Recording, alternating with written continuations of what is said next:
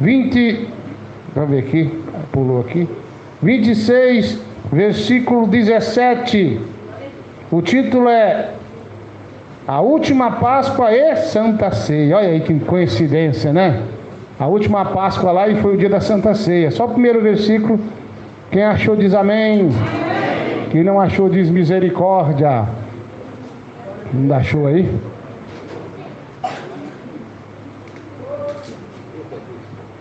Amém, igreja? Amém. Vamos lá, São Mateus 26, versículo 17. No primeiro dia, aí perdi aqui, irmão, cadê? No primeiro dia da festa dos pães asmos, perdi, leia comigo aí que eu perdi aqui, irmão, vai lá.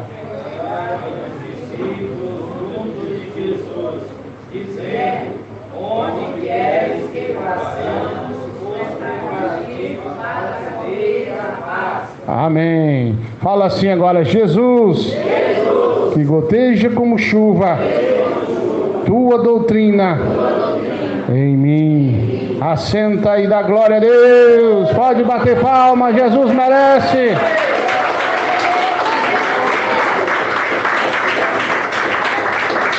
Vamos falar agora da Páscoa. Alguém já viu o coelho botar ovo aí?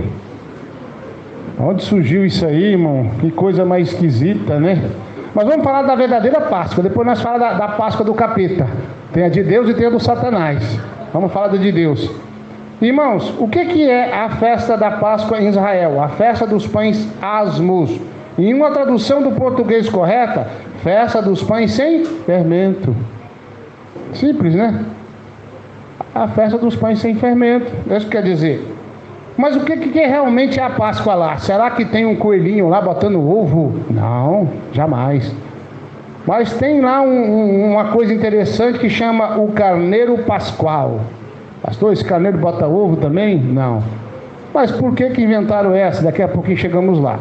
O que acontece? Na festa da Páscoa em Israel, eles comemoram a saída deles do Egito.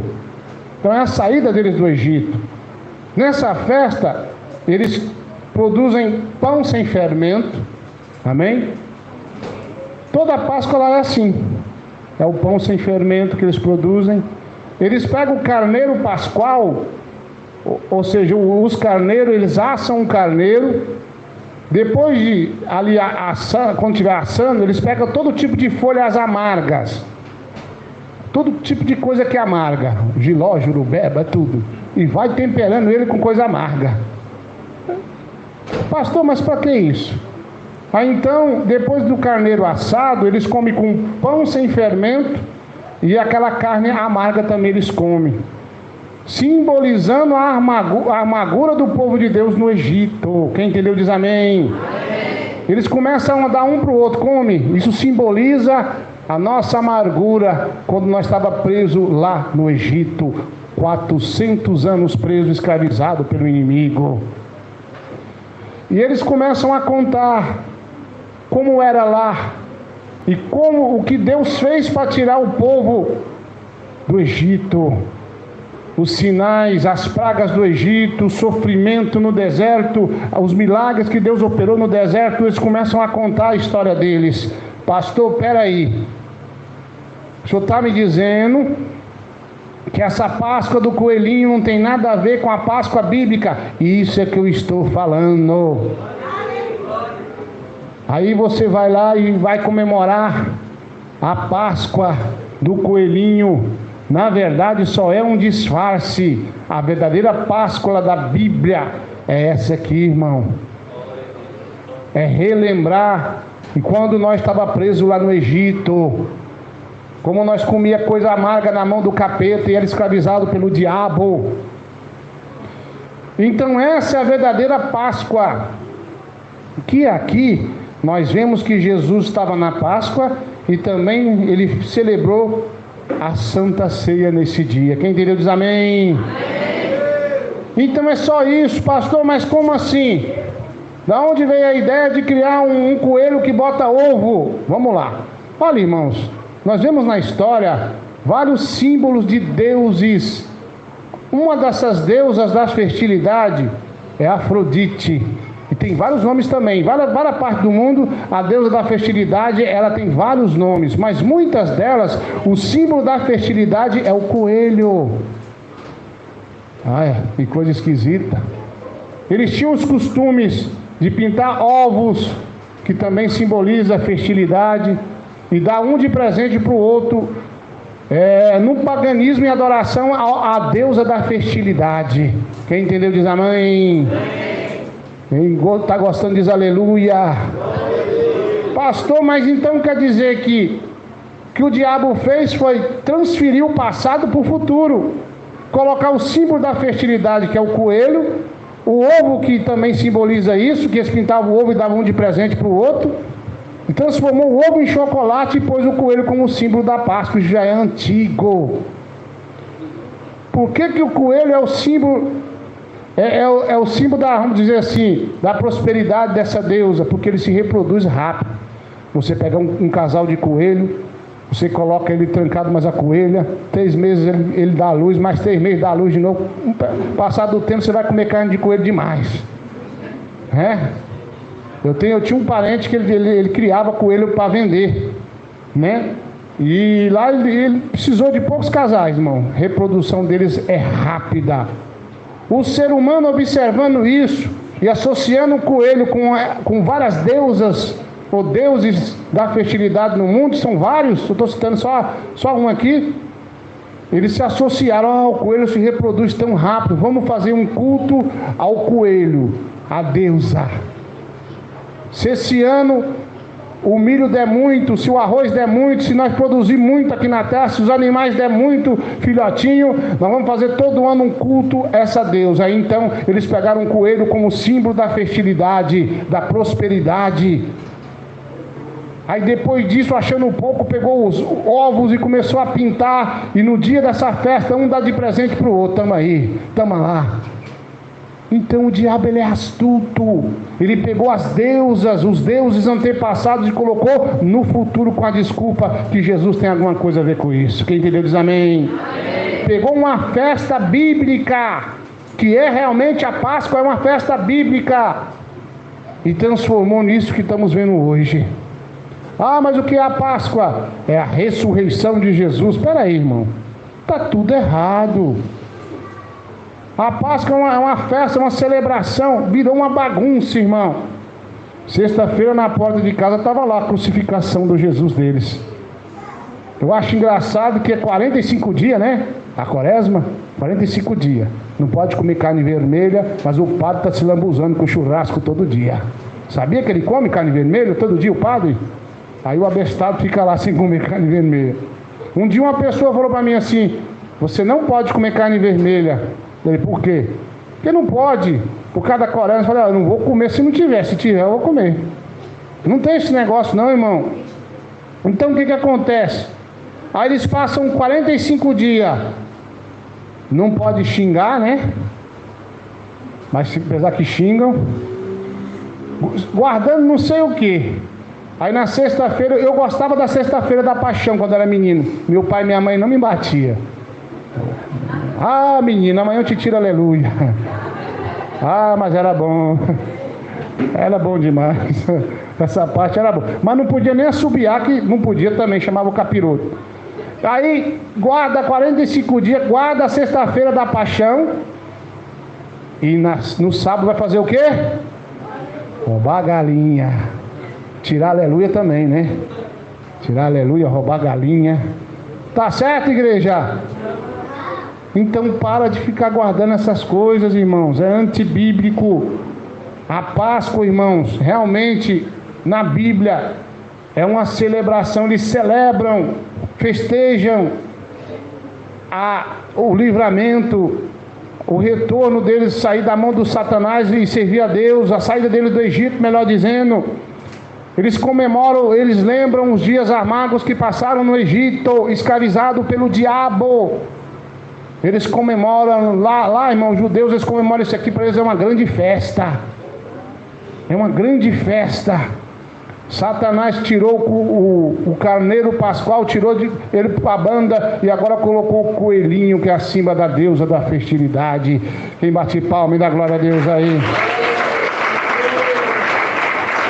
Pastor, mas eu acho bonito também ver a encenação de Jesus sendo preso e morto. Eu acho tão lindo. Minha menina Ana, ela nunca tinha visto. Vocês sabem onde eu moro, assim, tem uma lajinha, né? Você sabe que eu sou gatinho da laje, né? Os irmãos não concordam, mas tá certo. Deixa eles, né? E ela nunca tinha visto, né, irmão Isaí? Irmão Isaí, tinha que ir lá ver, irmão Isaí. Mandei umas fotos pra ele lá. E ela já dormiu com medo. Eu falei pra ela que ia ter isso lá, né? Em frente de casa. Ela já dormiu com medo. Todo barulho, ela, ai, que é isso? Aí eu fui lá e ainda dei uns tapas na parede, ela se assustada. Eu brincando um pouquinho com a menina, né? Cresce aí, depois não brincou nada. Aí o que acontece? Ela dormiu assustada. Aí quando começou lá a ladainha, né? Aí ela subiu, posso lá pra cima, por quê? Eu quero ver. Como é que é esse negócio? Aí nós saímos de lá pro culto, o Jesus barbudo tinha acabado de chegar. Mas cada movimento que eles fazem um teatro. Quando a menina, a jovem, deu um grito lá, deu um pulo para trás. O que é isso? Ah, nunca viu isso na vida, né? Ela ficou com os olhos estatalados. Eu estou com medo desse negócio. Mas resumindo aqui para vocês, Jesus era barbudo? Ele era o quê? Nazareno. E os nazarenos, como é que é o costume deles? Cabelo baixinho, raspadinho e barba bem feita. Então como é que, pastor, como é que eles colocaram Jesus como um barbudo e cabeludo? Olha, irmãos, Israel tem vários costumes, né? Tem 12 tribos lá. Cada tribo tem um costume. E muitas delas têm isso, o caba barbudo e cabeludo. Mas o meu Jesus não era assim. Porque a Bíblia diz que é desonroso para o homem ter o cabelo crescido. Então a tribo de Jesus que ele veio para dar o exemplo, a tribo dele, irmão, o pessoal tem esse costume, é cabelo baixinho e barba bem feita. Esses são os nazarenos. Quem entendeu diz amém. Então esse é o costume deles lá, dessa tribo dele lá. Então, irmãos, como é que o meu Jesus veio barbudo e cabeludo? Pastor, mas da onde tiraram essa? Por causa de um pano lá. Eles falam que é o rosto de Jesus, mas na verdade já foi descoberto que é uma farsa. Santo Dário, se não me engano, o nome é esse, né? Foi descoberto que é uma farsa, porque não bate com o tempo que Jesus foi preso e morto lá, não tem nada a ver. Então não é meu Jesus aquilo ali. Seu Jesus não é barbudo. Seu Jesus, o meu Jesus não é cabeludo. Olha só o que a Bíblia diz de Jesus. Ele era de estatura baixa, né, irmão? De estatura baixa. E diz que ele era experimentado no trabalho, mão calejada, né? Irmão Lucas não. E a Bíblia diz que ele era desprezível aos homens. Quer dizer, a aparência física de Jesus, pela Bíblia, não era aquele homem alto de olho verde ou azul. Não era isso, não. Não é isso que a Bíblia nos ensina. E não havia nele nada que pudesse ser desejado. Então, mas, pastor, o senhor está indo contra essa religião? Eu estou a favor da Bíblia, irmão. Estou a favor da Bíblia. Porque eles misturaram a morte e ressurreição de Cristo. Pegaram tudo, misturaram numa salada, pegaram o coelhinho, o ovo, símbolo da deusa, da fertilidade, dessa deusa tal lá, são tantos deuses, fizeram uma salada para te enganar. Uma pessoa me escreveu dizendo: pastor Eduardo, eu posso comer um ovo de Páscoa? Eu digo: irmão, é um alimento. Eu digo para você não comer no dia da Páscoa, mas antes ou depois é só um alimento. O que você deve fazer é apresentar a Deus. Ele sapeca todo quanto é tipo de Deus dos infernos lá, e você come e fica satisfeito. Me bate palma e dá glória a Deus aí.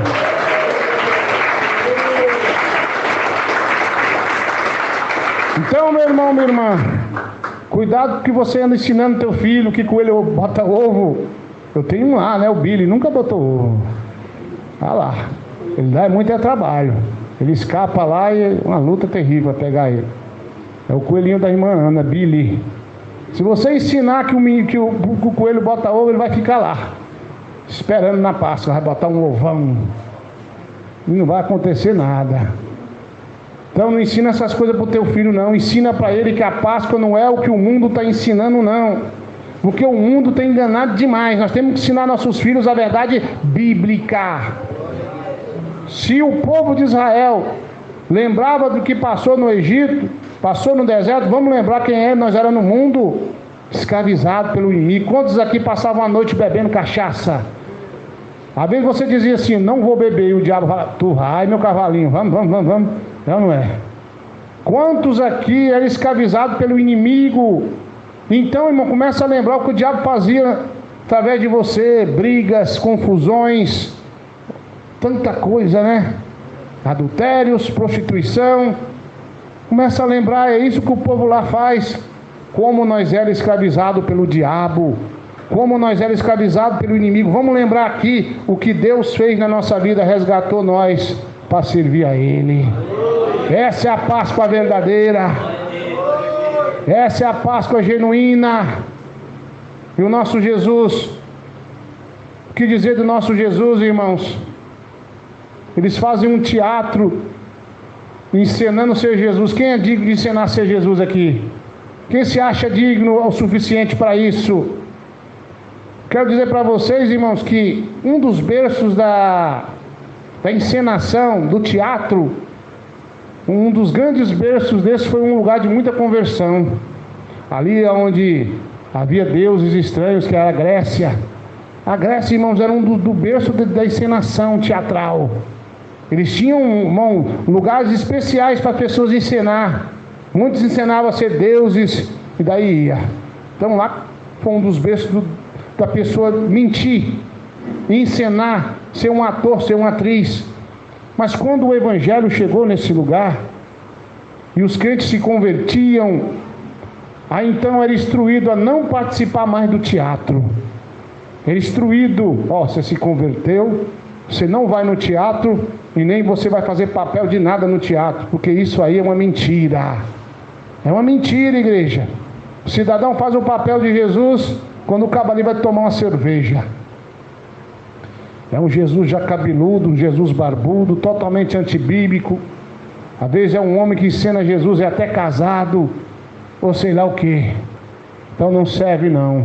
Então quando as pessoas se convertiam, eles eram automaticamente incentivados a deixar de ir no teatro. Isso deu muito problema para os irmãos lá na Grécia Antiga, que eram perseguidos. Olha, tem uma seita do caminho aí, tem uma seita dos nazarenos, estão dizendo aí que não pode mais participar das encenações, porque eles investiam, os gregos, irmãos, eles colocavam na praça grandes teatros para todo mundo assistir as encenações. Então eles eram um berço do teatro no mundo, mas quando se convertiam as pessoas, eles eram induzidos a não participar mais disso que é pecado. Por que eu estou dizendo isso? Eles fazem um teatro, uma encenação. O pior de tudo isso, irmãos, é que o teatro entrou nas igrejas que se dizem evangélicas, com coreografias, com cenas teatrais e muito mais. Um belo dia, um irmão mandou para mim uma escrita dizendo: sua igreja é tão certinha que ela tem até teatro. Eu pensei, quem dos irmãos se rebeliou e está fazendo teatro? Aí me mandou o link. Quando eu olhei o link, estava escrito Igreja Pentecostal dos Filhos de Deus. E parecia ser um teatro lá, uma encenação, até vídeo. Aí eu falei assim, irmãos, eu não vejo o vídeo, mas eu estou vendo que o irmão está equivocado. A nossa igreja não é essa. Escrevi, Igreja Pentecostal do Filho de Deus. Aqui não tem teatro. O irmão pediu desculpa. Então aqui não tem teatro não, irmãos. Aqui não tem o coelho botando ovo não. Aqui não tem o Jesus barbudo deles lá não. Aqui tem Jesus que morreu e desceu da cruz. Ele foi tirado, ele ressuscitou. Nosso Jesus não está crucificado mais não. A cruz, irmãos, é símbolo de maldição. Sabia disso?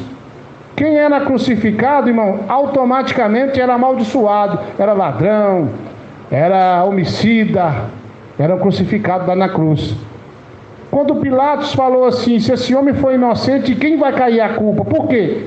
Porque se fosse crucificado alguém na cruz ali, Se ele fosse inocente, a culpa caía sobre alguém. Alguém tinha que ser amaldiçoado por isso. Sabia disso?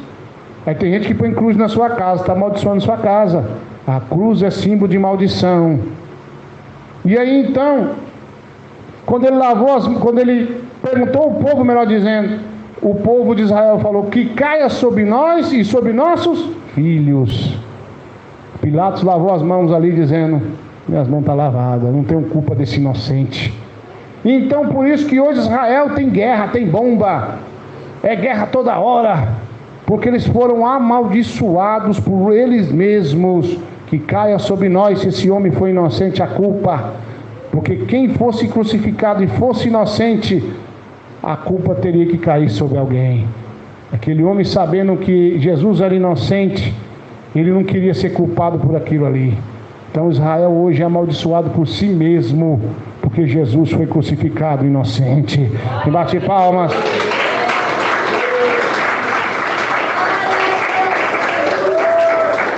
Amém, igreja? Então, nós não comemoramos Páscoa não. Amém? Cuidado lá com as encenações que estão, às vezes quer pôr seu filho nas encenações. Outra coisa que eu quero dizer aqui, tem gente que fala assim: pastor, a professora falou que o meu filho ou minha filha tem que fazer o quê? Tem que fazer nada. Primeiro, você é autoridade na sua casa, certo? Pai e a mãe. Segundo, que nós temos uma liberdade chamada religiosa. Por que eu estou falando isso? Tem gente me ligando: porque eu fui obrigado a baixar o WhatsApp. Mentira. Mentira de alguém está mentindo. Você não é obrigado a nada não. Uma certa feita, o nosso pastor Raimundo do Ceará estava passando um problema. Ele era membro na época. Eles moram numa reserva indígena. Se eu não me engano é 20, eu sei quantos quilômetros lá, só de mata. Lá é bonito o negócio lá. É uma cacinha boa lá também de Deus. O índio pode matar, né? Os bichos do mato. Nós aqui não pode, né? Mas os índios podem. Aí o que acontece? Eu gosto muito de ficar lá. E ele me ligou com um problema: pastor, aqui tem a festa dos índios. E minha filha está sendo convocada a fazer uma invocação aos demônios. Eu disse: que é isso aí? Ele disse: ele tem que invocar os espíritos dos antepassados. Eu falei: que macumba feia. E nós falamos para eles que nós somos evangélicos. E eles falaram: aqui também tem muito. É uma celebração indígena, todo ano tem. Aí então eles estão dizendo que nós somos obrigados a deixar nossos filhos fazer isso. Aí eu liguei para a advogada, falei: um momentinho. A doutora falou: que é isso, pastor? Primeira coisa que ele vai fazer é dizer: é minha filha, eu não aceito, ponto final. E depois, se não quiser, nós partimos para o outro lado, né? Que é a questão da liberdade da religião no Brasil, né? Mas só foi até aí. Aí ela falou: aí quando o pastor foi lá e falou, aí eu quero falar com esse pastor. Eu digo: me dê o número dela aí. Você acha que me atendeu que dia? Nunca atendeu, porque está errado. Eu só ia dizer para ela: doutora, eu digo, melhor dizendo, diretora, o Estado, ele é laico, né? O que quer dizer isso? O Estado, ele não se envolve em religião de ninguém. Uma coisa que as pessoas falaram assim: tirou o ensino religioso das igrejas. Ó, irmão, eu fiquei triste, eu gostava do ensino religioso, mas se o pastor pode ensinar, ou se a professora que é evangélica pode ensinar a Bíblia, o macumbeiro também pode ensinar como é que corta o pescoço de uma galinha preta. Que essa é a liberdade religiosa no Brasil. Então, irmãos e irmãs, estão ouvindo essa mensagem. Você está falando aí: minha filha é obrigada a usar calça no colégio, é obrigada a usar tênis. Mentira de alguém. Alguém está mentindo para você. Não é obrigada a nada. Eu disse para um pastor essa semana atrasada: pastor, o senhor esquece que eu tenho 2 filhas. Tem 2 filhas que estudam. Elas não usam calça, não usam tênis, não usam WhatsApp. E eu estou pronto para a guerra. Uma vez eu fui na diretoria porque eles queriam obrigar meus filhos a jogar bola. Eu disse que não ia jogar. Não ia jogar porque é idolatria. Quando eu cheguei lá, o diretor, ou era coordenador, é pastor. Oh, glória! Um pastor aqui, que benção. Pastor com pastor, né? Vamos lá. Por que não pode? Eu disse: porque é assim, assim, assado. Ele disse: mas eu também sou pastor. Eu falei: o senhor está errado, pastor.